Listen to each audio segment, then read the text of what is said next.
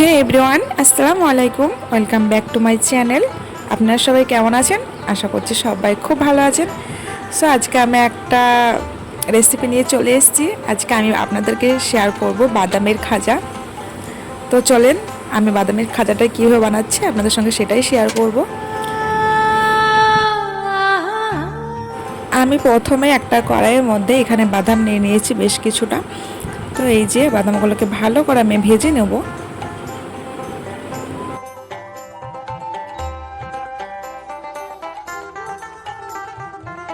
বাদামগুলো ভালো করে ভাজার পরে আমি বাদামগুলোকে নামিয়ে নিয়ে এটাকে ভালো করে খোসাগুলো আমি ছাড়িয়ে নেবো। এই যে দেখতে পাচ্ছেন আমি খোসাগুলো ছাড়িয়ে নিয়েছি, বেশ কিছুটা খোসা লেগে আছে, এগুলোকে আমি আরও ভালো করে ছাড়িয়ে নিচ্ছি এবং বাদামগুলোকে আমি ভেঙে দিচ্ছি। এই যে খোসা ছাড়ানোর পরে আমি চলে এসেছি একটা কড়াইয়ের মধ্যে পরিমাণ মতো চিনি আর পরিমাণ মতো পানি দিয়ে এটাকে আমি একটা সিরা তৈরি করে নেব। এই যে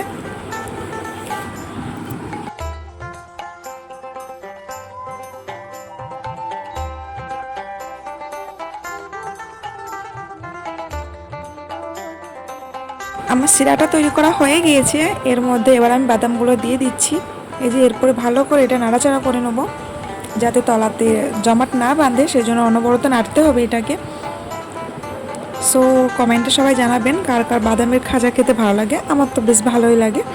তো এই যে দেখতে পাচ্ছেন আমার বাদামের খাজাটা পুরাই রেডি হয়ে গিয়েছে। এরপর একটু ঘি নিয়ে আমি সেলোপেন পেপারের মধ্যে লাগিয়ে নিয়েছিলাম, তারপরে বাদামটা আমি ওর মধ্যে দিয়ে দিয়েছি বাদামের খাজাটা। এই যে দেখতেই পাচ্ছেন আমার প্রায় হয়ে গিয়েছে বাদামটা খাজাটা। এইটা একবার ঠান্ডা হবে তারপর আপনাদের সঙ্গে দেখাচ্ছি কেমন হয়েছে।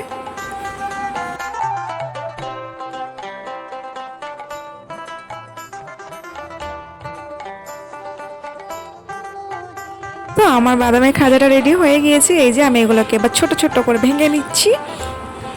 সো কেমন হয়েছে অবশ্যই কমেন্টে জানাবেন। যদি আমার রেসিপিটা ভালো লেগে থাকে তো অবশ্যই লাইক কমেন্ট শেয়ার করবেন আর অবশ্যই আমার চ্যানেলটা সাবস্ক্রাইব করবেন। ততক্ষণে সবাই ভালো থাকবেন, দেখা হচ্ছে নেক্সট ভিডিওতে।